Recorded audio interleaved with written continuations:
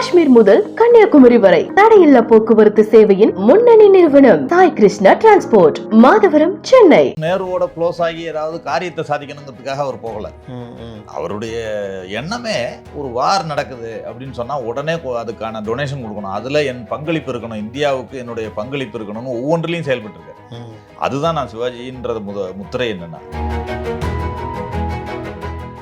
இந்திரா காந்தி வந்தப்போ ஒரு தடவை சென்னை ஏர்போர்ட் வந்திருக்காங்க. இவரை ஏற்றலை அவங்க ஜீப்பில். அப்போ ஒரு பாலிடிக்ஸில், இங்கே லோக்கல் பாலிடிக்ஸில் அது ஒரு நம்ம ஒரு திரு ராஜசேகரன் ஒரு எம்எல்ஏ இருந்தார். அவர் குறுக்க விழுந்து இதில் ஜீப்பை மறித்து உடனே யார் ஹூ இஸ் திஸ் அப்படின்லாம் கேட்டோம்னா அவர் Rajasekaran is the Congress MLA. ஏன் அவர் போய் நம்ம அதை மறிக்கிறார் அப்படின்னோன்னா, இல்லை சிவாஜியை ஏற்றலைன்னு ஒரு கோவம். ஏன் வேறு சிவாஜி அப்படின்னு சொல்லி கூப்பிட்டு மறுபடியும் ஏற்றிட்டு இருக்காங்க. காமராஜரை பற்றி சொல்லணும்னு சொன்னால், இறப்பதற்கு முதல் நாள் அக்டோபர் 2 இறக்குறாரு. அக்டோபர் 1 சிவாஜியோடைய பிறந்த நாள். ஆனாலும் இவர் போய் நேராக போய் வாழ்த்திட்டு வந்திருக்கார். வாழ்த்திட்டு வந்துட்டு தான் அடுத்த நாள் இறந்திருக்காரு. கலைஞரோட ரொம்ப நட்பு. அவர் வர்ற வரைக்கும் என்ன பண்ணுவாங்களாம், கலைஞரே சொல்லியிருக்காரு. கலைஞர் இது பண்ணப்ப அவங்க அஞ்சுகம் அம்மா உட்காந்துருப்பாங்களா, ஷூட்டிங் போயிருப்பாராம், வந்துடுறேன்னு சொல்லிட்டு போயிருப்பாராம். நான் இன்னைக்கு மத்தியான சாப்பாட்டுக்கு வந்துடுறேன்னு சொல்லிட்டு போயிருப்பாரான். கலைஞர் முன்னாடி உட்காந்துருப்பாரான். போடுமா பசிக்குதுன்னு வந்துடட்டும், தம்பி வந்துடட்டும் அப்படிங்குமா அவங்க அஞ்சுகம்மா சொல்லுவாங்க. அவர் புரூக்லின் ஹாஸ்பிட்டலில் அட்மிட் ஆகுறாங்க. எம்ஜிஆர் அட்மிட் ஆனப்போ இவர் போய் பார்க்குறப்ப ரொம்ப நேரம் கண்ணீர் விட்டாராம். ரொம்ப நேரம் பேசவே முடியலையா, தாரையாக கண்ணிலேருந்து தண்ணி வருதான். அப்படியே இப்போ உட்காந்துருக்காங்களாம் 10 நிமிஷம் 2 பேரும். அந்த அளவுக்கு அது விரை சொன்னார். அந்த அளவுக்கு நான் அப்புறம் கட்டி பிடிச்சிட்டு இது பண்ணிவிட்டு, நான் நல்லா வருவேன், நீ என்ன இந்த டேட்டில் பாருன்னு ஒரு டேட் கொடுக்குறாரு. அந்த டேட்டுக்கு முன்னாடி அவர் இறந்துடுறாரு.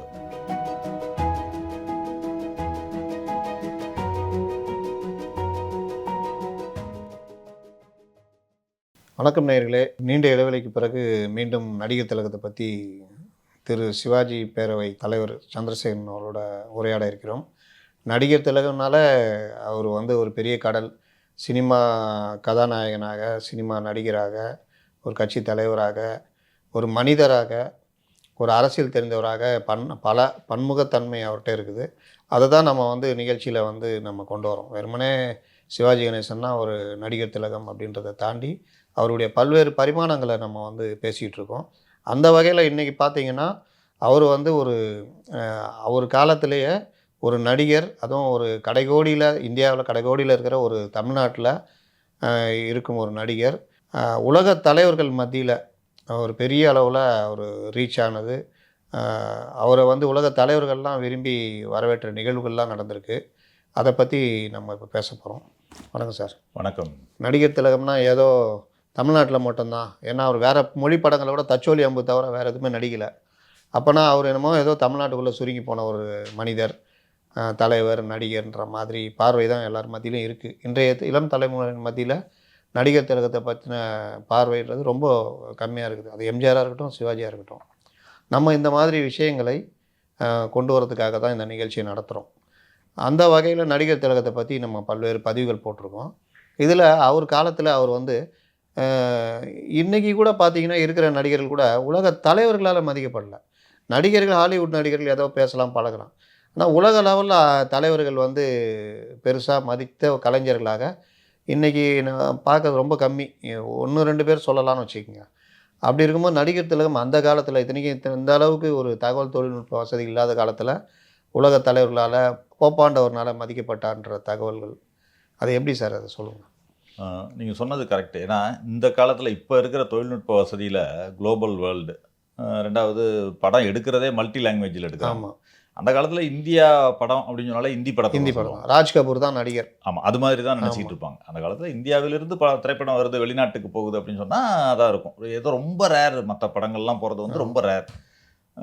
அந்த மாதிரி இருந்த காலகட்டம். அப்பொழுது தமிழ்நாட்டில் அதுவும் இந்தியாவின் கடைக்கோடி, நீங்கள் சொல்கிறீங்க, சரியாக குறிப்பிட்டீங்க. இந்தியாவில் இருக்கிறது ஒன்று, இந்தியாவின் கடைக்கோடியில் இருக்கிற தமிழ்நாடு. தமிழ்நாட்டுக்கு இந்தியாவிலேயே ரெகக்னிஷன் எப்படி இருந்தது அந்த காலத்தில் ஒன்று பார்க்கணும். ஆமாம். அந்த வகையில் நீங்கள் நடிகர் திலகம் அவர்கள் தமிழ் மொழி படங்கள், பல மொழி படங்களில் நடிக்கிறதுக்கு அவருக்கு வாய்ப்பு வந்ததுன்றது ஒரு குறிப்பு இருக்குது. ஹிந்தி படங்களில் கூட நடிச்சிருக்காரு. ஹிந்தியில் 1-2 படங்கள், தெலுங்கில், கன்னடத்தில், மலையாளத்துலலாம் நடிச்சிருக்காரு. 1-2 படங்கள் தான். மற்றபடி கௌரவ வேஷங்களில் பல படங்கள்லாம் நடித்திருக்காரு. சில வாய்ப்புகள் வந்தப்போ கூட அவர் வந்து மறுத்துட்டார்ன்றது தான் தகவல்.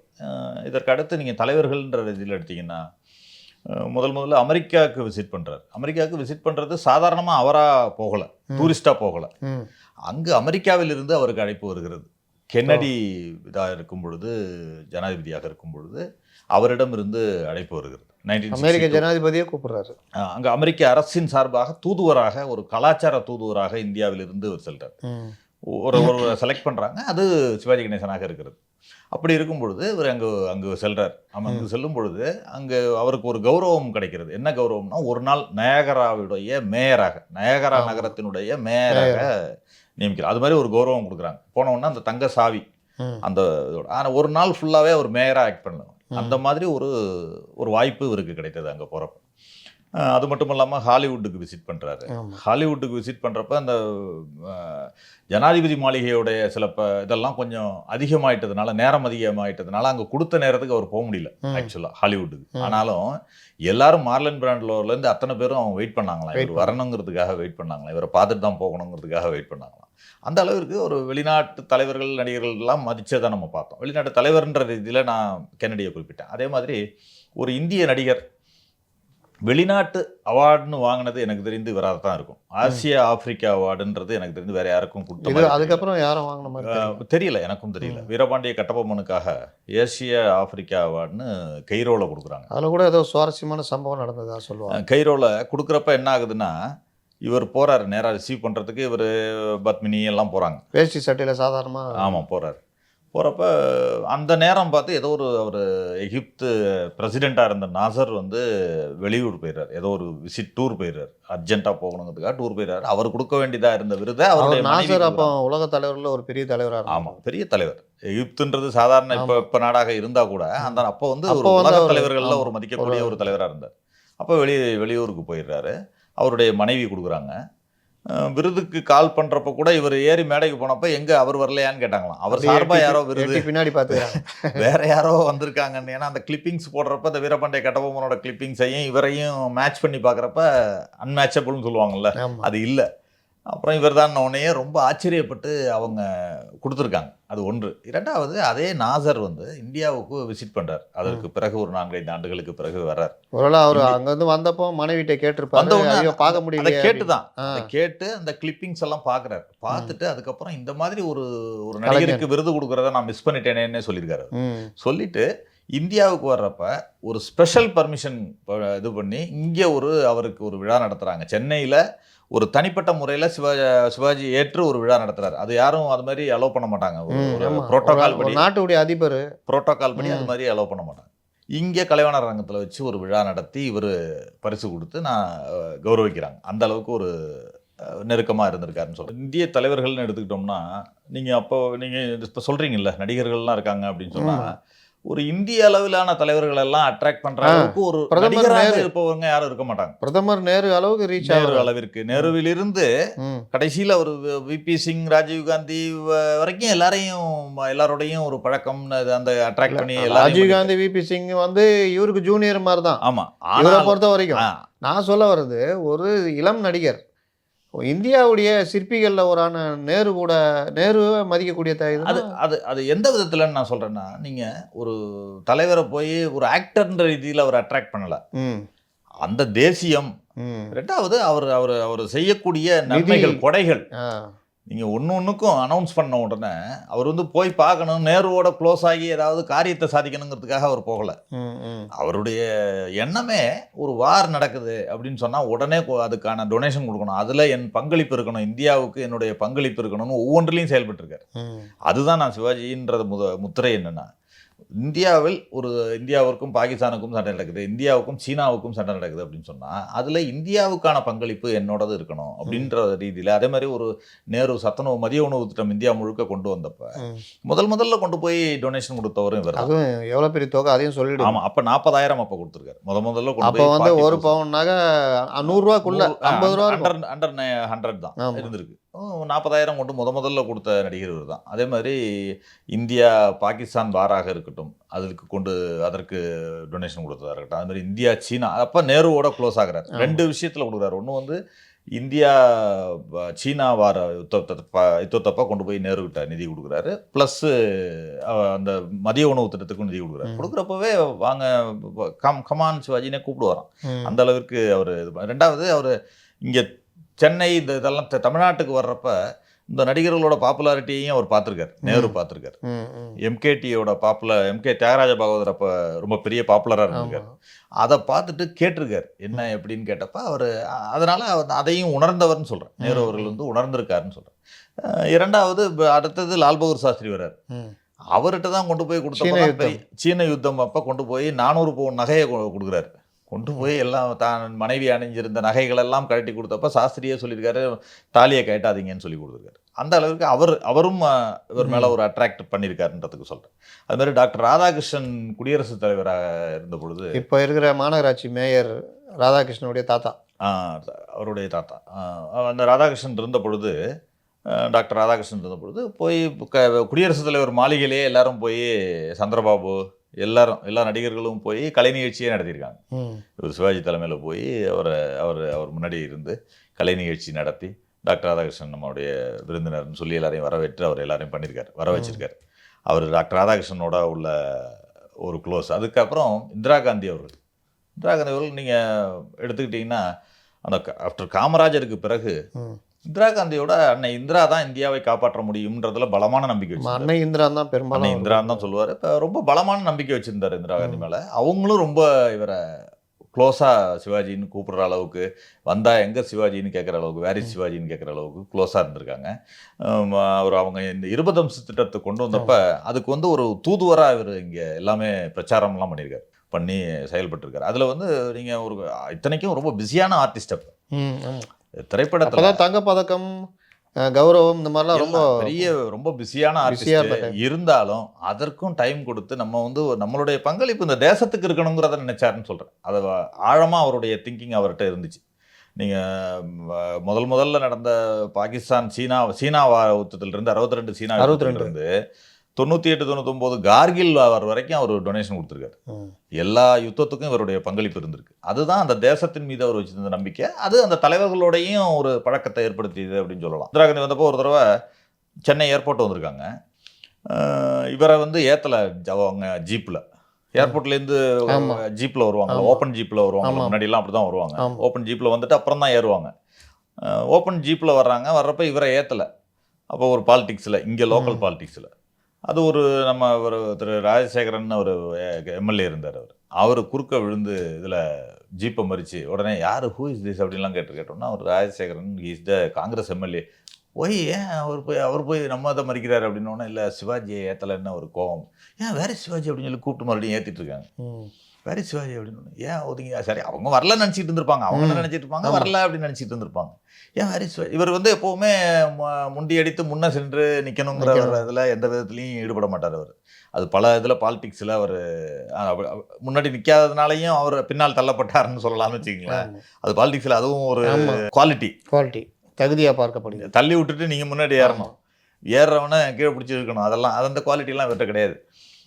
அப்படியே ஏற்றிருக்காரு. அதற்கு பிறகு திரு ராஜீவ்காந்தி அவர்களோட தான் சில இது இருந்தால் கூட இவருடைய பொன்விழா கொண்டாடினப்போ ஹி ரோட் எ லெட்டர். அவர் ஒரு அழகான ஒரு வாழ்த்து செய்தி அமைச்சிருந்தார் ராஜீவ்காந்தி.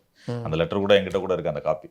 அவர் எழுதியிருந்தார். இவருடைய கலையுலக பொன்விழாக்காக ஒரு விழா எடுத்தாங்க பெருசாக, திரைப்பட நடிகர்கள் எல்லாரும் சேர்ந்து. அதுக்கு ஒரு லெட்டர் எழுதினார். அந்தளவுக்கு க்ளோஸாக தான் இருந்தாங்க. அது பொலிட்டிக்கல் ரீதியாக அவருக்கு பிளவு ஏற்பட்டுச்சுன்னு வச்சுக்கோங்க. அதில் அதற்கு பிறகு விபி சிங் அவர்களோட கூட பிரதமராக இருந்த பொழுது அவரோட ரொம்ப க்ளோஸாக இருந்தார். ஏன்னா அந்த காங்கிரஸில் இருந்து வந்ததுனால தேசிய முன்னணி அதில் இருந்தார். ஜனதா தளத்தில் தலைவராக இருந்தார். அப்போ வீட்டுக்கே வந்து விருந்துக்கு எல்லாம் வந்தார். க்ளோஸாக நல்லா பேசுவார். ஜோதி பாசு கூட வீட்டுக்கு ஆமாம் அதெல்லாம் வந்தார். ஜோதி பாசு அது மாதிரி இங்கே வந்தப்போ வீட்டுக்கு ஹைடிக்கு போய் ப்ரோட்டோக்கால் கிடையாது ஆக்சுவலாக.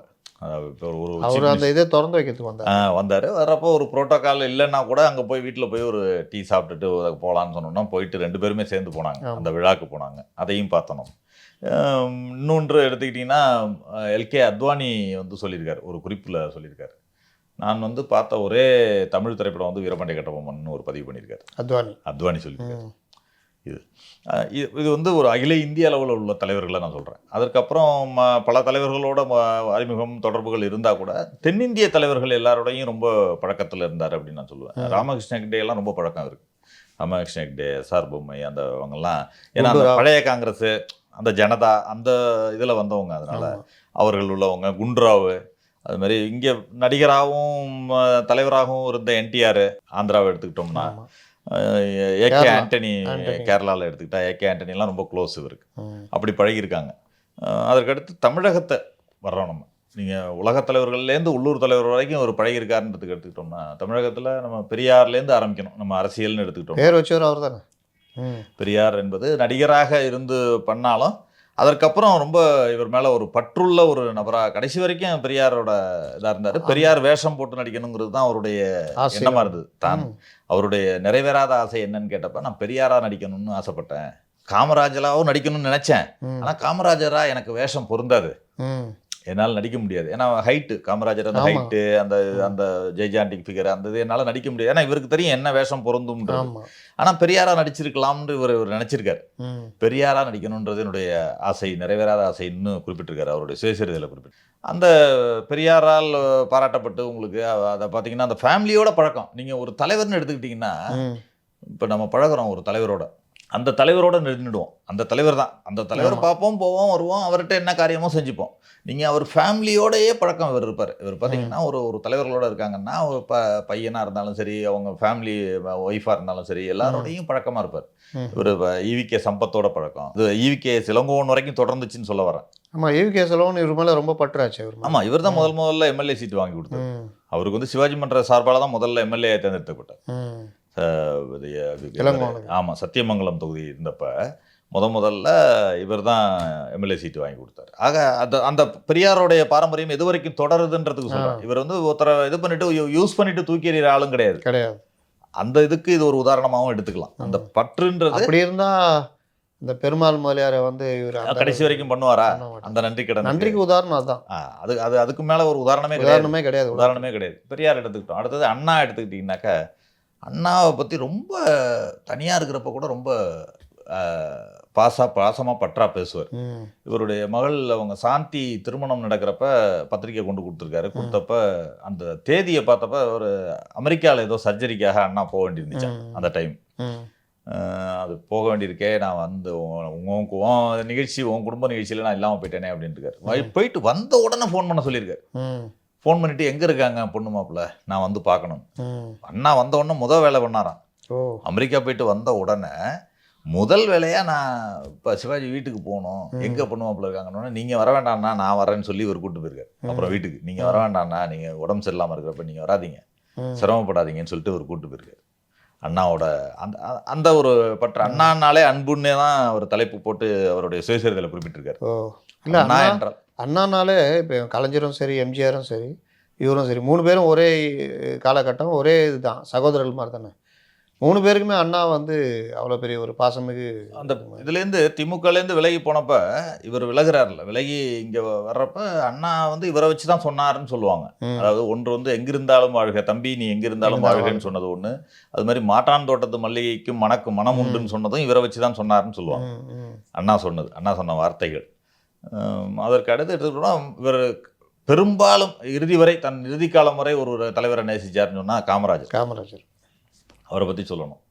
ஏன்னா அவர் வந்து கதரின் வெற்றின்னு ஒரு நாடகம் நடிக்கிறார். அதை வந்து அவர் பார்க்குறாரு, காமராஜர் வந்து பார்க்குறாரு. அதுதான் முதல்ல அறிமுகம். காமராஜர் பெரும்பாலும் வரமாட்டார். ஆனால் காங்கிரஸ் நாடகம், கதரின் வெற்றினா காங்கிரஸோடைய நாடகம். அதனால அதை காங்கிரஸ்னா கதர் இதுக்காக பிரச்சாரம் பண்ணுறாங்க. கதர் துணிகள் வந்து விற்கணும். எந்த வருஷம் இருக்கும்? ஒரு 58 ரேஞ்சுக்கு இருக்கும்னு நினைக்கிறேன். அப்போல்லாம் இவர் திமுகலேருந்து கொஞ்சம் விலகி அந்த இதெல்லாம் வர்ற நேரம் அது. அப்போ கதரின் வெற்றி நாடகம் நடிக்கிறப்ப தான் அவர் இவரை பாராட்டி இந்த மாதிரி நாடகங்கள்லாம் எல்லா இடத்துலையும் போடணும் அப்படின்னு சொல்லி பேசுகிறப்ப அவர் எப்போவுமே அவர் சினிமா துறையினரை வந்து அவர் காமராஜர் அவ்வளவு பற்றா நேசிக்கிற ஆள்கள், கூத்தாடிகள்னு சொல்ல. ஒரு பார்த்தால் பசி தீரும் படத்தில் கூட எதுக்கு கூப்பிட்டாங்கன்னு தெரில, பார்த்தால் பசி தீரும் தலைப்பு வச்சுருக்காங்க, இந்த பார்த்தீங்கன்னா அவங்க பசி தீரும் அப்படின்னு சொன்னாராம். அது போக போக ஆனால் அதை புரிஞ்சுக்கிட்டார். காமராஜர் வந்து கடைசி காலகட்டத்தில் தான் அவரு சினிமா வந்து 50களில் புரிஞ்சிருந்தாருன்னா புரிஞ்சிருந்தாருன்னா தமிழக அரசியல் நிலைமை வேற மாதிரி இல்ல இருந்திருக்கும். சிவாஜி கணேசன் அரசியல், காமராஜர் அரசியல் எல்லாம் வேற மாதிரி இருக்கும். காங்கிரஸ் கட்சியுமே வேற மாதிரி வேற ஆயிருக்கும். மாதிரி இருந்திருக்கும். வேற மாதிரி ஆயிருக்கும். ஏன்னா எம்ஜிஆரை கூட காமராஜரை ஏற்றுக்கொண்டு வருவதற்கு ஆமா, தயாராக இருந்தான்னு தயாரா சொல்லுவாங்க. இருந்தாரு. தயாராக இருந்தான்னு சொல்லுவாங்க. ஆக அவர் அந்த மாதிரி ஒரு இதில் இருந்தவர். இதற்கு நடுவில் காமராஜரை பற்றி சொல்லணும்னு சொன்னால், கடைசியில் இறப்பதற்கு முதல் நாள் அவர் இறக்குறாரு 1975 அக்டோபர் 2 இறக்குறாரு. அக்டோபர் 1 சிவாஜியோட பிறந்த நாள். இவர் வந்து வீட்டுக்கு வர்றேன்னு சொல்லியிருக்காரு. நீங்க வர வேணான்னு சொல்லி, நான் இல்லை நான் வந்து வாழ்த்தணும் அப்படின்னு சொல்லியிருக்காரு. உடம்பு சரியில்லாமல் இருந்தப்ப அதே கூட 2-3 தலைவர்கள்லாம் கோச்சிக்கிட்டு போயிட்டாங்க. போகக்கூடாது சிவாஜி வீட்டுக்குன்னு சில பேர் தடுத்துருக்காங்க. நீங்க போகக்கூடாது. ஏன்னா வேற இது பழைய காங்கிரஸ் புது காங்கிரஸ் பிரிஞ்சிருந்தாங்க. ஆமா இல்ல அப்பவும் இதுல தான் இருந்தாரு. பட் அப்பவுமே அவர் கோஷ்டி அந்த இது பிரச்சனைகள் அதெல்லாம் இருந்திருக்குன்னு வச்சுக்கலாம். காங்கிரஸ்ல எப்பொழுதும் போல இயற்கையான ஒரு விஷயம் சேர்ந்தே இருப்பது ஒருத்தர் பிரச்சனைகள் பண்றதுன்னு வச்சுக்கலாம். அதுல இவர் வீட்டுக்கு போகக்கூடாதுன்னு சொல்லிட்டு 2-3 பேர் வெளில போயிட்டாங்களே. இவரெல்லாம் நெடுமாறன்லாம் கூட கோச்சிக்கிட்டு போயிட்டாருன்னு சொல்லுவாங்க. அப்ப இவர் கிளம்பி நீங்கள் உடம்பு சரியில்லாதப்போ போகணுமா அப்படிங்கிற மாதிரி அவர் மேலே அக்கறையாக இருக்கிற மாதிரி காட்டிக்கிட்டு இவர் வீட்டுக்கு போகக்கூடாது. இத்தனைக்கும் கூப்பிட்டு தூரம் தானே 2 பேர் வீடு. முக்கியத்துவம் கொடுக்கக்கூடாதுன்றது தானே அங்கே இருக்கிற பாயிண்ட்டு. ஆனாலும் இவர் நேராக போய் வாழ்த்திட்டு வந்திருக்கார். வாழ்த்திட்டு வந்துட்டு தான் அடுத்த நாள் இறந்துருக்காருன்னு வச்சுக்கோங்க. அந்த அளவுக்கு கடைசி காலம் வரைக்கும். அதுவும் அந்த நன்றியை பார்த்தீங்கன்னா காமராஜரை பற்றி பேசுகிறப்போ உணர்ச்சிவசப்படுவார் சிவாஜி. தமிழ்நாட்டில் எந்த இடத்துல காமராஜர் சிலை திறப்பு விழா அப்படின்னா உடனே டேட் கொடுத்துருவார். அதுக்கு எந்த மறுப்பும் கொடுக்க மாட்டார். அது மாதிரி நீங்கள் இப்போ கூட நீங்கள் நோட் பண்ணுங்கள், தமிழ்நாட்டில் இருக்கிற காமராஜர் சிலைகளில் ஒன்று இவரோட கான்ட்ரிபியூஷன் இருக்கும், இல்லைனா இவர் திறந்து வச்சதுன்றது பேர் இருக்கும். ஏதாவது ஒன்று இருக்கும் அந்த சிலைகளில். மேக்சிமம் சிலைகளில் நீங்கள் ஏது நான் எடுத்துகிட்டே போனீங்கன்னா செங்கல்பட்டு அப்படி வரிசையாக போனீங்கன்னா எல்லா இடத்துல இருக்கிற காமராஜர் சிலையும் இவர் திறந்தது தான். நான் நிறைய சிலை போய் பார்த்துட்டு வந்து தான் சொல்கிறேன். அந்த அளவிற்கு அது மாதிரி ஒரு நகரில் ஒரு சிலை திறப்பு விழான்னு கூப்பிட்றாங்க. பெரிய மழை, கடுமையான மழை, வெள்ளம். அந்த காஞ்சிபுரத்தில் அந்த வெள்ளக்கேட்டுன்னு சொல்லுவாங்களா, அந்த இடத்துல ஏதோ ஒரு பாலம்லாம் அடிச்சிட்டு போயிடுச்சு. போக முடியாதுன்றாங்க பை ரோடு. வேண்டாம் கேன்சல் பண்ணுங்கன்றாங்க. அப்படின்னே இவர் இல்லைப்பா அவனுங்கெல்லாம் செஞ்சுருக்க போகிறாங்க, எல்லாம் ஏற்பாடெல்லாம் நம்மளுக்காக பண்ணியிருப்பான், போகாமல் இருந்தால் ரொம்ப கஷ்டமாயிடும், நீ ஃபோன் பண்ணி கேளு, அவன் செஞ்சிட்டானா என்னன்னு கேளுனா எல்லாம் ஏற்பாடு பண்ணிட்டான்றான். இவரும் கமலாமா 2 பேரும் போகிற மாதிரி இருந்துச்சு. சரி நீ வர வேண்டாம் இரு அப்படின்னு சொல்லிட்டு ஒரு ஸ்பேர் கார் ஒன்று எடுத்துக்கிட்டு நானும் போகிறேன். இப்போ அந்த சமயம் கூட போகிறேன். போனால் சொன்ன மாதிரி ஒரு இடத்துல பஞ்சர் இருக்குது. இப்போ வண்டி இப்போ கார் பஞ்சர். மறுபடியும் ஒரு ஸ்பேர் காரில் ஏறி போய் அந்த மழையிலையும் அங்கே இங்கே சுற்றி கண்டுபிடிக்க முடியல போய் சேர்ந்துட்டார். போய் சேர்ந்து அந்த விழாக்கு எவ்வளோ அப்போ அங்கேயும் மழை தூறல் போட்டுக்கிட்டே இருக்கிறப்ப கூட்டம் அவ்வளவு கூட்டம் நகரில் அந்த காமராஜ் சிலை திறப்பு விழாக்கு. அதை அட்டன் பண்ணிட்டு தான் வந்தார். அது மாதிரி ஒரு தேதி கொடுத்துட்டோம். அதுவும் காமராஜ் சிலைன்னா மறுக்கவே மாட்டார். அது அந்த மாதிரி ஒரு பற்று வச்சுருந்தாருன்னு நான் சொல்லுவேன். கடைசி வரைக்கும் அரசியல்லேருந்து விலகிட்டார். கடைசியில் விலகின பிறகும் எங்கேயாவது ஒரு திருமண நிகழ்ச்சியோ ஏதோ ஒன்று பேசினார்னா ஓங்குக காமராஜர் புகழ்னு சொல்லாமல் உட்கார மாட்டார், முடிக்க மாட்டார். அவருடைய இதை பேச்சை முடிக்கிறப்ப ஓங்குக காமராஜர் புகழ் அப்படின்னு சொல்லாமல் முடிக்க மாட்டார். அந்த அளவிற்கு ஒரு பற்று வைத்திருந்தார் அவர் மேலே. காமராஜர் அந்த அளவுக்கு 2 பேருமே இருந்தாங்க. அது என்னன்னா கொஞ்சம் லேட்டராக தான் ஒரு காமராஜர் புரிஞ்சுக்கிட்டாருங்கிறது தான் எங்களுக்கே வருத்தம். அதை முன்பே அவர் புரிந்து இவருடைய செல்வாக்கு என்ன. ஏன்னா அந்த பக்கம் அண்ணா எம்ஜிஆரை வச்சுக்கிட்டு கட்சியை வளர்த்துக்கிட்டார். எம்ஜிஆர் வச்சு. ஆனால் இங்கே இவரை வைத்து கட்சியை வளர்ப்பதற்கோ அல்லது இது பண்ணுறதுக்கோ இவரை மேலோக்கி விடுவதற்கோ இவருக்கும் பெரிய நான் எம்எல்ஏ ஆகணும் MP 71 என்னமோ இவரை நிற்க கூட சொல்லியிருக்காரு. ஆனால் காமராஜ் நீ நெல் எதை தொகுதி நிற்கிற கேளு அப்படின்னு சொல்லியிருக்காரு. அது கிட்டத்தட்ட வீழ்கிற நேரம். வீழ்ந்தா கூட இவர் நின்னா ஜெயிச்சிருப்பார். அப்போ 71 எலெக்ஷன்ல என்ன ஜெயிச்சிருப்பார் இவர். ஆனாலும் இவருக்கு அந்த விருப்பம் இல்லைன்னு சொல்ல வரேன்.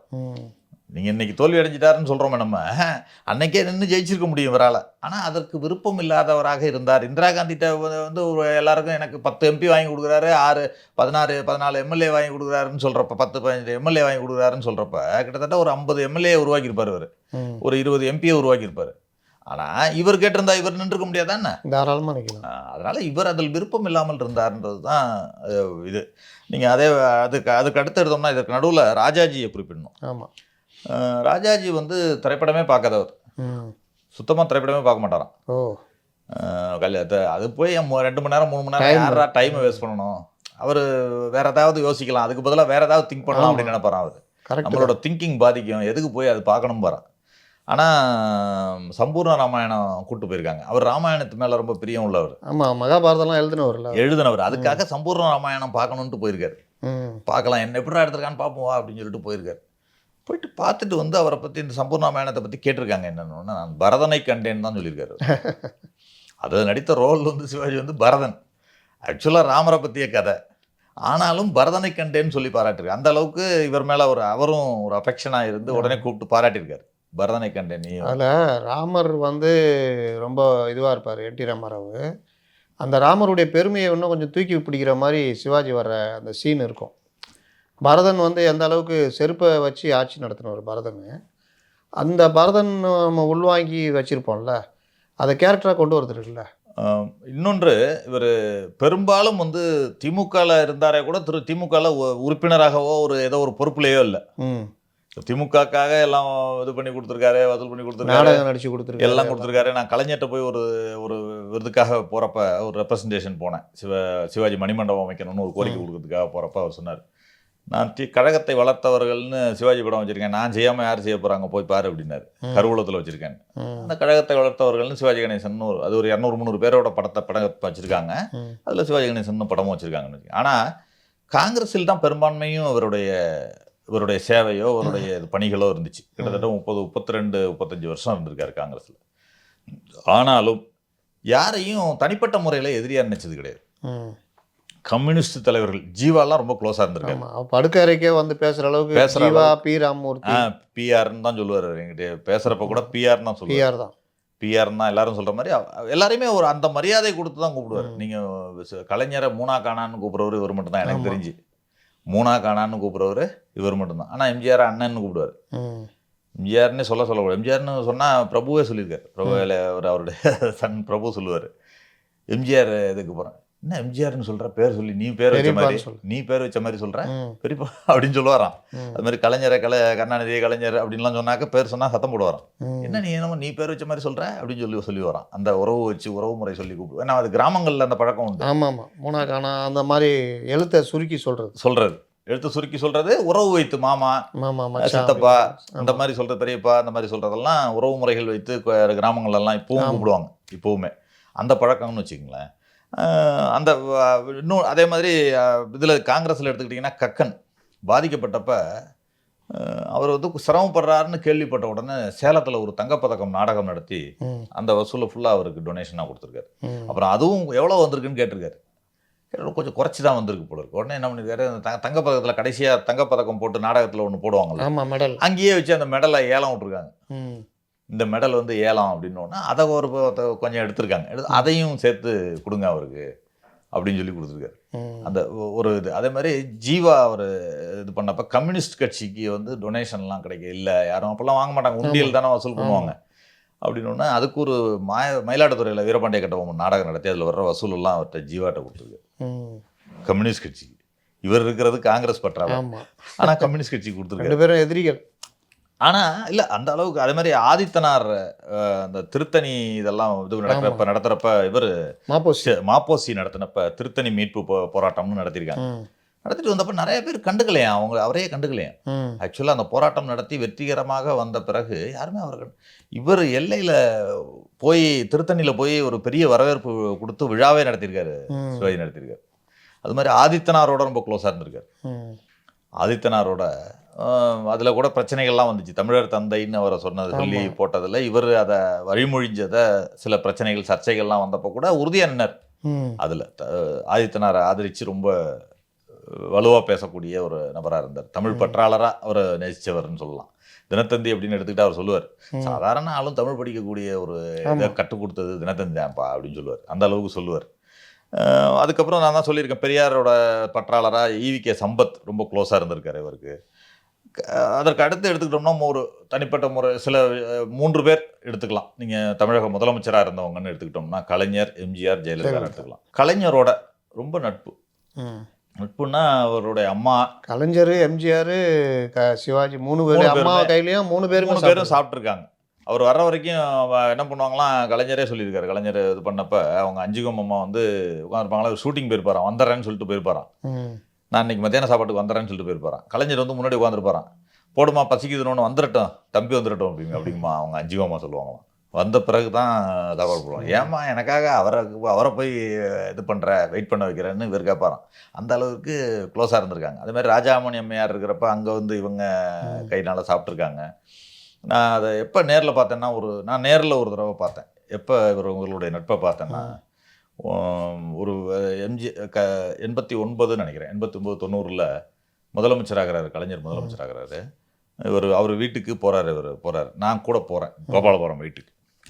இல்லத்துக்கு போகிறப்ப கீழே டிஜிபி அவங்க எல்லாம் உட்காந்துருக்காங்க. ஒரு தேவாராம்னு நினைக்கிறேன், அவர் சீஃப் செக்ரட்டரி எல்லாம் கீழே உட்காந்துருக்காங்க. சண்முகநாதன் இருக்கார். அவர்கிட்ட கேட்குறாரு எங்கே மூணாகணங்க அப்படின்னு. மேலே இருக்காருன்னு நேராக அவர் பாட்டுக்கு மேலே ஏறி போயிட்டார். மேலே ஏறி போயிட்டு ஒரு 1/2 மணி நேரம் ஆயிடுச்சு. எல்லாம் வெயிட் பண்ணுறாங்க. 1/2 மணி நேரம் ஆயிடுச்சு பேசிட்டு. நான் கீழே தான் இருந்தேன். மேலே போயிட்டு பேசிட்டு கீழே படியில் வந்து இறக்கி விட்டு போனார். சிரிச்சுக்கிட்டே பேசிட்டு வந்தாங்க. படியில் வந்து இறக்கி விட்டு போனார். அவர் கலைஞர் வந்து இறக்கி விட்டு போனார். அந்த அளவு க்ளோஸாக அவர்கள் இருந்தது. ரெண்டாவது அதுக்கு அடுத்தது பார்த்தது என்னன்னாக்கா, நீங்கள் அந்த அவருடைய கலைஞருடைய விழா நடந்தது இல்லை, பொன் விழா. ஆமாம். அந்த விழாவில் கலை உலக பொன் விழா நடத்தினாங்கல்ல, அதில் பேசினார் பாருங்க. அந்த பேச்சு இன்னைக்கும் அப்படியே ரொம்ப உருக்கமாக பேசியிருப்பார். இன்னைக்கும் அது அந்த பேச்சு வந்து ஒரு பெரிய எதை சொல்வேன் சொல்வது. இவர் மனதில் எதையும் வச்சுக்க மாட்டார். எல்லாத்தையும் வெளிப்படையாக பேசக்கூடிய ஆள், வெகுளித்தனமாக பேசக்கூடிய ஆள். கண்ணீர் விட்ட அளவுக்கு தான் உண்மையிலேயே பேசினார். இதயத்திலேருந்து தான் பேசுவார். இவர் வாயிலேருந்து உதட்டிலேருந்து வராது. சிவாஜி அவர்கள் பேசுறது வந்து இதயத்திலிருந்து வரும். அதுதான் அது நீங்கள் பார்க்கணும்னா எம்ஜிஆர் மறைஞ்ச போது பார்க்கலாம். கலைஞர் அந்த பேச்சு ஒன்று. அதற்கடுத்து கடைசியாக ஒரு சிலை அமைக்கிறப்ப ஒரு விஷயம் பார்த்தேன். இவருக்கு சிலை கலைஞர் கண்கலங்கினது மட்டும் கிடையாது. நீங்கள் எப்பொழுதும் அந்த இதுக்கு போகிறப்பெல்லாம் பார்த்துட்டு போவாராம். அந்த சிலையை அமைக்கிறப்ப கூட என்ன பண்ணுவார், வந்து நின்று பார்த்துட்டு சிலையை இது பண்ணுற நெருவுறப்பெல்லாம் பார்த்துட்டு தான் போவாராம். அது மாதிரி செக்ரட்டரியேட் போவார்ல, அந்த பக்கம் போகிறப்ப நின்று பார்த்துட்டு போக சொல்லுவாராம். டிரைவர்கிட்ட கொஞ்சம் ஸ்லோ பண்ணும் போகிறான். அவ்வளவு க்ளோஸாக இருந்திருக்காங்க அந்த காலத்தில். அதே இடங்கள் அதே காந்தி சிலைக்கிட்ட 2 பாட்டு வரும். நெஞ்சிருக்கும் எங்களுக்கும். ஆமாம், அது வரும். வாழ்ந்து பார்க்க வேண்டும். அதெல்லாம் இன்னொரு பாட்டையும் நான் அப்புறம் சொல்கிறேன். என்ன ஆகுது, அதற்கு எம்ஜிஆர் எடுத்துக்கிறோம். எம்ஜிஆரும் சிவாஜியுமே ரொம்ப க்ளோஸாக இருந்தவங்க. அது தொழில் போட்டி இதெல்லாம் வேற. ஆமாம். அரசியல் ரீதியாக எதிரியாக இருந்தால் கூட கடைசியில் எம்ஜிஆருக்காகத்தான் கட்சியை விட்டே வெளில வந்தார்னு வச்சுக்கலாம். எம்ஜிஆர் மறைந்த பிறகு இதில் ஒரே ஒரு விஷயம் நான் பதிவு பண்ணிடுறேன். எம்ஜிஆர் கூட நெருக்கமாக நடிகர் சங்கத்தை ஆரம்பித்த ஒருத்தர், நடிகர். ஆமாம், நிறுவனர்களில். ஆமாம், நான் பேட்டி எடுத்தப்போ அவர் என்ன சொன்னார்னா, நானே 2 டைம் இருந்துட்டேன் நடிகர் சங்க தலைவராக. எம்ஜிஆர் சொன்னது, நீங்கள் வந்து கணேசனை போடுங்க, கணேசனை வந்து நம்ம நியமித்தா ஒத்துக்க மாட்டாப்புல, கணேசனை எப்படியா சம்மதி வச்சு போடுங்க, 2 பேர் போட்டி போடுங்க, கடைசி டைமில் நீங்கள் வாபஸ் வாங்கிடுங்க, அப்படி இருந்தால் தான் கணேசன் ஒத்துக்குவாப்புல அப்படின்னு. ஏன்னா இவருடைய குணத்தை அவர் வந்து புரிஞ்சு வச்சிருக்காரு. நியமனா ஒத்துக்க மாட்டான் அப்படின்னு சொல்லி, நீங்கள் 2 பேர் போட்டி போட்டு கடைசி டைமில் வாபஸ் வாங்க அப்படின்னாராம். எப்போவுமே அண்ணன் தான் சொல்லுவார், ரொம்ப பிரியமாக இருப்பார். அதில் ஒரு போட்டி, ரொம்ப போட்டியாக இருந்தப்போ தொழில் ரீதியாக திரையுலகத்தில் இருவரும் போட்டியாளராக இருந்த பொழுது நடந்த சம்பவம் என்னென்னா, இவர் எம்ஜிஆர் நடிகர் சங்க தலைவராக இருக்கார். நடிகர் சங்க தலைவராக இருந்த பொழுது இவர் அமெரிக்கா போயிட்டு வர்றார். அமெரிக்கா போயிட்டு வந்தப்போ நடிகர் சங்கம் சார்பாக பாராட்டு விழா வைக்கிறாங்க. ஆமாம். எம்ஜிஆர் விமான நிலையத்திலேருந்து ஊர்வலமாக வந்து பாராட்டு விழா வைக்கிறாங்க. எம்ஜிஆர் தலைமையில் பாராட்டு விழா நடக்குது. இது ஒரு சம்பவம். அதே ரிப்பீட் உங்களுக்கு எம்ஜிஆருக்கு பாரத் அவார்டு கொடுக்குறாங்க. ஆமாம், 71. அதே கூட சர்ச்சையானுச்சு. இவருக்கு கொடுக்க வேண்டியது பாரத் அவார்டு அவர் கொடுத்துட்டாங்க, நடிச்ச படத்துக்கு தான் வர வேண்டியது அப்படின்ற அது அந்த இதுக்குள்ளே நம்ம போக வேண்டாம், அந்த சர்ச்சைக்குள்ளே போக வேண்டாம். அது நடந்ததுன்னு வச்சுக்கலாம். அது அரசியல் பிரச்சனைகள் எல்லாம். இத்தனைக்கும் இவர் காங்கிரஸ் கட்சியில் இருந்தார், ஆனால் இவர் கொடுக்கல. அது கூட்டணிக்காக அவர் கொடுக்கப்பட்டதுன்றதெல்லாம் சர்ச்சையானுச்சு அவர் கொடுத்ததுன்னு. ஆனாலும் என்ன பண்ணார்னா, இவர் பாரத் பட்டம் வாங்கி வர்றப்ப இவர் நடிகர் சங்க தலைவராக இருக்கார். ஆமாம். இங்கே அதே விமான நிலையத்தில் வரவேற்பு பாராட்டு விழா நடத்துகிறாங்க. பாரத் பட்டம் வாங்கினதுக்கு பெற்றதுக்கு பாராட்டு விழா நடத்துகிறார். அது மாதிரி கடைசி வரைக்கும் அந்த நட்போடு இருந்தாங்கன்னு வச்சுக்கலாம். அவருமே ஜல்லிக்கட்டு விழா நடக்குது, 100வது நாள் விழா நடக்குது. முத்தம் கொடுப்போம் அப்போல்லாம் கடைசி கட்டம் போட்டியே நடக்கும். இவருக்கு நம்பியா இருக்கு. ஆமாம், அப்போல்லாம் வந்து அவர் எம்ஜிஆருடைய இறுதி காலகட்டம்னு வச்சுக்கங்களேன். வள்ளூர் கோட்டத்தில் நடக்குது. அது ரொம்ப 2 பேரும் எங்கே பார்த்தாலும் சரி, எம்ஜிஆர் பார்த்தா உடனே கட்டி பிடிச்சி ஒரு முத்தம் கொடுத்துருவார். எம்ஜிஆர் சிவாஜி 2 பேருமே முத்தம். ஏர்போர்ட்டில் பார்த்தாலும் சரி, எங்கே பார்த்தாலும் சரி. அது ஏதோ வெறும் போஸ்ட்காக கிடையாது, அதெல்லாம் ஒரு உணர்வுகளோட தான் வச்சுக்கங்களேன். சின்ன வயசுலேருந்து ஒன்றா இருந்தவங்க கஷ்டத்தில் இருந்தவங்க தான் ஞாபகம் இருக்கும். ஆமாம். நீங்கள் அவரை பற்றி எம்ஜிஆரை பற்றியே சொல்லுவார். நான் இதில் வால்டாக்ஸ் ரோட்டில் வர்றேன், ஒரு ஃபங்க்ஷன் முடிச்சுட்டு வர்றப்ப அங்கே ஒத்தவாடை தேட்டர்னு இருந்துச்சு, இங்கே தான் இருந்துச்சு. நானும் அண்ணனும் நடிச்சுட்டு அப்படியே நடந்தே வருவோம். சிந்தாதிரிப்பேட்டையில் பால் குடிச்சிட்டு, பால் ஏதோ நைட்டுலாம் வச்சுருப்பாங்களாம், அந்த குடிச்சிட்டு அப்புறம் அந்த எல்லிஸ் ரோட்டில் தான் ரூம் எடுத்துருந்தாங்களாம். அப்படியே நடந்தே வருவோம். ஏன்னா அதுக்கு ஆட்டோவோ ஏதோ பிடிச்சா அது காசு இருக்காது. ஆமாம். அதுக்காக நடந்தே வருவாங்களாம். அந்த மாதிரிலாம் சொல்லியிருக்காரு. அந்த மாதிரி அனுபவங்கள்லாம் இருந்திருக்கு. அதனால தான் நான் கடைசி வரைக்கும் அந்த எவ்வளோ கதைகள் பேசியிருப்பாங்க வருங்காலத்தை பற்றி. முடித்துட்டு நீங்கள் இறுதியாக அவர் புரூக்லின் ஹாஸ்பிட்டலில் எம்ஜிஆர் அட்மிட் ஆனப்போ இவர் போய் பார்க்குறப்ப ரொம்ப ரொம்ப நேரம் கண்ணீர் விட்டாராம். எம்ஜிஆர் ரொம்ப நேரம் பேசவே முடியலையாம். தாரையாக கண்ணிலேருந்து தண்ணி வருதான். அப்படியே இப்போ உட்காந்துருக்காங்களாம் 10 நிமிஷம் 2 பேரும். அந்த அளவுக்கு அது இவரே சொன்னார். அந்த அளவுக்கு நான் அப்புறம் கட்டி பிடிச்சிட்டு இது பண்ணிவிட்டு நான் நல்லா வருவேன், நீ வந்து என்ன இந்த டேட்டில் பாருன்னு ஒரு டேட் கொடுக்குறாரு. அந்த டேட்டுக்கு முன்னாடி அவர் இறந்துடுறாரு. ஓ, அதுதான் அங்கே இருந்தது. அந்த என்னோட இதை பார்த்துக்க, இவளுக்கு ஒன்றும் தெரியாது, ஜானகியை சொல்லியிருக்காரு. காட்டி இவளுக்கு ஒன்றும் தெரியாது, நீ தான் என் காலத்துக்கு அப்புறம் பார்த்துக்கணும் தம்பி அப்படின்லாம் பேசிட்டு இருந்திருக்காரு. அதை வச்சு தான் அவர் இப்போ ரொம்ப க்ளோஸாக இருந்ததுனால தான் சரி அவங்களுக்கு துரோகம் பண்ணக்கூடாது, எம்ஜிஆர் ஃபேமிலிக்கு துரோகம் பண்ணக்கூடாதுன்னு தான் கட்சி ஆரம்பித்தார். அதெல்லாம் வரலாறு. கடைசியாக எடுத்துட்டோம்னா ஜெயலலிதா அப்படின்னு வரும். நீங்கள் இந்த தலைவர்கள்ன்ற லிஸ்ட்டில் அவங்க முதலமைச்சராக இருந்திருக்காங்க. ஃபேமிலி ரீதியாக பழக்கமானவங்க. ஏன்னா சந்தியா அவங்களுடைய அம்மாவும் பரிசு கொடுத்தது இவர் தானே அந்த விழாவில், நாட்டிய விழாவில் ஜெயலலிதா. இல்லை, பரிசு கொடுக்கல அவர். இவர் தான் நாட்டியத்துக்கு, பரதநாட்டியத்துக்கு ஜெயலலிதாவுக்கு தலைமை தாங்கி நடத்தினதே இவர் தான். அதான் சொல்கிறேன், தலைமை தாங்கி நடத்தி தங்கச்சிலை மாதிரி இருக்கிற இந்த பேசுகிறாரு. தங்கச்சிலையாக ஜொலிக்கிற இந்த பெண்ணுக்கு வந்து எதிர்காலம், நல்லா எதிர்காலம், ஒளிமயமான எதிர்காலம் இருக்குது அப்படின்னு சொல்லி வாழ்த்துறாரு. அவர் வாழ்த்தினபடியே அவங்க வந்து அரசியலில் பெரிய இதில் ஜொலிச்சாங்கன்னு வச்சுக்கோங்களேன். சந்தியாவும் ரொம்ப க்ளோஸாக இருப்பாங்க. அவங்களோட அம்மாவுமே அவங்களோட க்ளோஸாக இருப்பாங்க. எங்கேயாவது ஷூட்டிங் வந்தால் அது அப்படி தான் வருவாங்களாம். ஊட்டியில் கூட ஒரு சம்பவம்லாம் சொன்னார். 2 பேரும் பக்கத்து ரூமில் தங்கியிருந்தப்ப இவர் கமலாமாவோட போயிருக்காரு, சந்தியாவும் ஜெயலலிதாவும் அவங்க பக்கத்தில் தங்கியிருக்காங்க. நடுவில் ஏதோ சண்டை நடந்துச்சான் ஏதோ அவங்க ரூமில் நைட்டு. அது ஏதாவது சண்டை நடக்குமா அப்பப்போ. சண்டை நடக்கிறப்ப போய் பாரு அப்படின்னு சொல்லி கமலாமே என்ன சத்தம் வருது பாரு அப்படின்னாங்க. ஐயோ போக மாட்டேன்னு இவர் போய் ஏதோ ஆளை சொல்லி கூப்பிட்டு வந்து அப்புறம் ஏதோ பார்த்தேன் அப்படின்லாம் சொன்னார். அது மாதிரிலாம் சொல்லுவார், சில சம்பவங்கள் சொல்லுவார். அவர் சண்முகம் அவர்கள் மறைந்தப்போ தான் நான் பார்த்தேன். அவருடைய தம்பி சண்முகம் மறைந்தப்போ ஜெயலலிதா வந்து ரொம்ப குலுங்கி அழுததை பார்த்தேன். அவங்க சண்முகம் மறைந்தப்போ அவர் ஏன்னா ஃபேமிலி ரீதியாக பழகியிருக்காங்கன்றதுக்கு சொல்ல வரேன். குலுங்கி அழுதாங்க. அதற்கு பிறகு நல்லா என்னென்னா அவர்கள் ஒரு அந்த போஸ்ட்டுக்கு போன பிறகு அந்த ஒரு கௌரவத்தை காப்பாற்றுற மாதிரி அந்த ஜெயலலிதா வந்துட்டாங்க. அந்த ஒரு சர்க்கிள், அதோட இவரும் அப்படியே ஒதுங்கிட்டார். அதுதான் நடந்தது. அந்த அளவிற்கு நீங்கள் இன்னும் பல தலைவர்கள் நீங்கள் அது ஒன்று இருக்கலாம். ஜார்ஜே பிரிஞ்சப்போ ஜானகி கோபம் வந்துருக்கலாம். இல்லை, அது பெரிய கோபம்னு சொல்ல முடியாது. அதுக்கப்புறம் இல்லத்துக்கு வந்திருக்காங்க. இதெல்லாம் அஞ்சலி செலுத்த வந்ததுலேருந்து இவர் இறந்தப்போ அவங்க தான் முதலமைச்சராக இருந்தாங்க. காவல்துறை மரியாதையை கொடுத்தது அதெல்லாம் கடைசியாக அவங்க தான் பண்ணாங்க. கடைசியாக மணிமண்டபம் அனௌன்ஸ் பண்ணது எல்லாம் ஜெயலலிதா தான் பண்ணாங்கன்னு வச்சுக்கோங்களேன். இப்படி நீங்கள் அந்த வரலாறு சொன்னது போல இவருடைய எதற்காக நான் சொல்ல வரேன்னா, அவர் வந்து ஒரு நடிகராக கொடுக்கக்கூடாது. நீங்கள் உங்களுடைய இந்த எஸ்ப்ளக்ஸ் சேனலுக்கு நான் நன்றி சொல்லணும். ஏன்னா இந்த மாதிரி விஷயங்களெல்லாம் நம்ம வெளில கொண்டு வர்றதுன்றது மிகவும் அவசியம் தான் நினைக்கிறேன். நம்முடைய கடமைங்க, நம்முடைய கடமை. இல்லை, ஏன்னா ஒரு கலைஞன் ஏதோ நடித்தார், 200 படம் 300 படம் நடித்தார், மக்களை மகிழ்வித்தார். சில பேர் கூட சொல்லுவாங்க என்ன காசு வாங்கிட்டு தான் நடித்தாருன்றது சாதாரணமாக சொல்லிட்டு போயிடுவாங்க. அதை தாண்டி சமூக நலனோடு அக்கறையோடு இருந்த ஒரு நடிகர் கலைஞர். தேச தலைவர்கள்னா நம்ம கண்ணை மூடிட்டு யோசிச்சாலும் அவர் வருவார். அப்படி தேச தலைவர்களை கண்முன் கொண்டு வந்து நிறுத்தியவரோடு இல்லாமல் தேச தலைவர்களோடும் பழகியிருக்காருன்றதுக்காக நம்ம அந்த விஷயத்தை அது ஒன்று நீங்கள் சொல்கிறீங்க. அந்த வள்ளுவர் சிலைக்கு அவர் நின்னதுன்னு இன்றைக்கும் வள்ளுவர் சிலையாக நிற்கிறார். இப்படி ஒவ்வொரு கட்டமாக நம்ம சொல்லிட்டு போகலான்றது தான் நான் பதிவு பண்ணுற வாய்ப்பு கிடைச்சதுக்கு நான் உங்களுக்கு நன்றி சொல்லணும். முதல்ல எனக்கு இந்த வாய்ப்பு கிடைச்சது நான் தான் நன்றி சொல்லணும். நல்ல விஷயங்கள். சிவாஜி என்கிற திரைக்கலைஞருடைய மாபெரும் கலைஞருக்கு பின்னாடி இருக்கின்ற அந்த அரசியல், அவர் எப்படிப்பட்ட தலைவர்கள் எல்லாம் அவரை மதித்தார்கள் அவருடைய அந்த கலை பணிக்காக அப்படின்றது நம்ம பதிவு பண்ணது உண்மையிலேயே சந்தோஷமான நிகழ்வு.